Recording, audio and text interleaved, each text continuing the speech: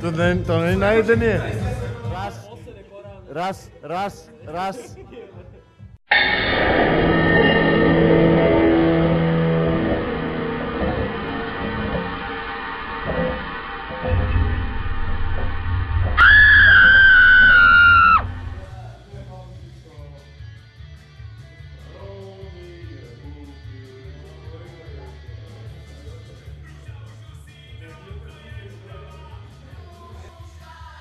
Kúpené mesto, tak si zaslúži také akcie ako filmový festival, alebo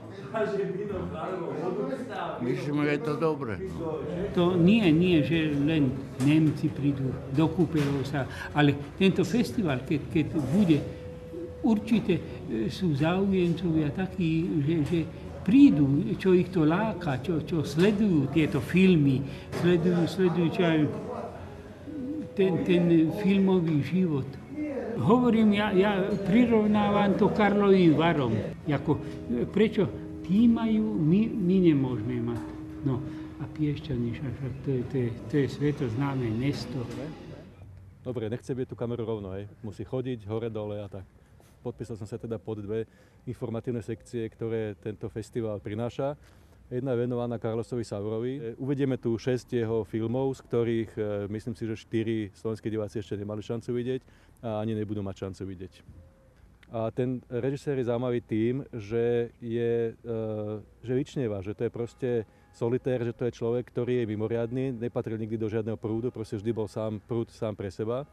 A jeho tvorba čerpá z klasickej kinematografie španielského, z Buñuela, sú tam vplyvy surrealizmu proste a nadrealizmu a vecí s tým súvisiacich.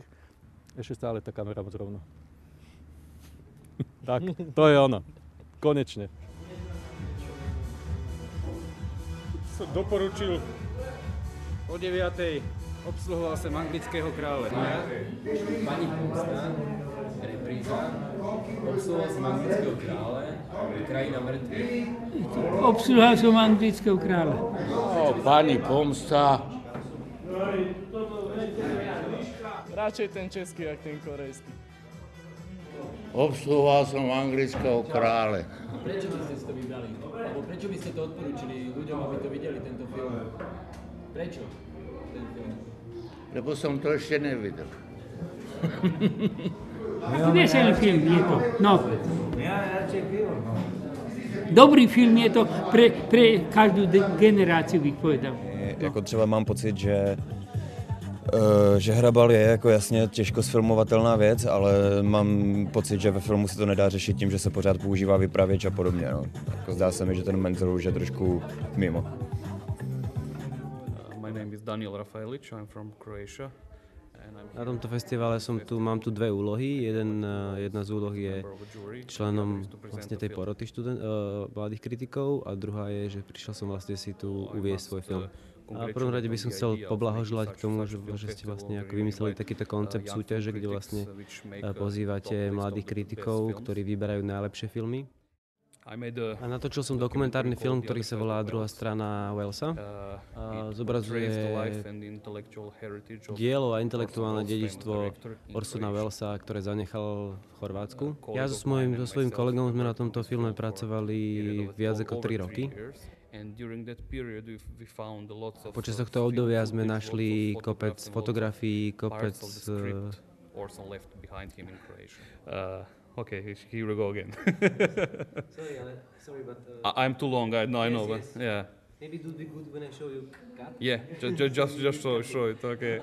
Making of this film, I happened to find a lot of material Orson left behind him in Croatia. Počas nakrúcania tohto filmu som našiel kopec materiálov, ktorý vlastne zanechal Orson Welles v Chorvátsku.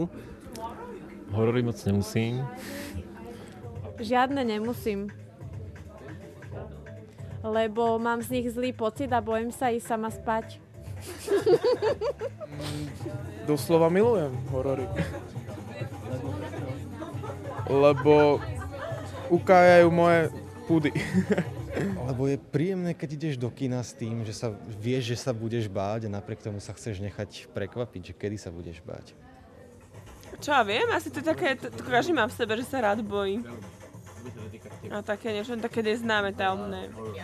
No, adrenalín. Myslím, že každý divák má odlišné dôvody, prečo je fanúšikom hororov. A neviem, či zrovna to, že sa radi boja, je to, prečo sú horory tak obľúbené.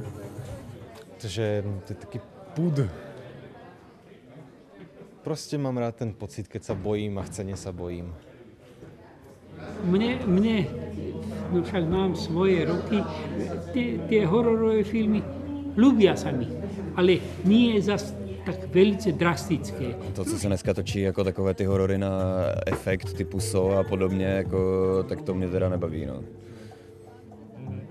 No sobota je dosť silná, čo sa týka filmov. Hneď z rána maďarský film o 11. Mliečna dráha, The Youth, The Ambient Movie. Je to film bez dialógov, je to vlastne iba taký ambientný film, ktorý mal svoju svetovú premiéru len pred pár mesiacmi na filmovom festivale v Locarne a hneď tam získal Zlatého leoparda, čiže hneď tam získal cenu. Taxidermia, aj keď to nie je pre všetkých určite, len pre silné žalúdky. Zodiak, výborný film od Davida Finchera, večer o 11. Posledný film, tak Zlatý klinec, sekcie Za hranicou kultu zombie, čo je Súmrak mŕtvych, Shaun of the Dead, geniálna, krásna, chutná, romantická zombie komédia. No, tak na sobotu Súmrak mŕtvych jednoznačné. To je najlepší film z tých, čo som tam videl, Súmrak mŕtvych na sobotu určite.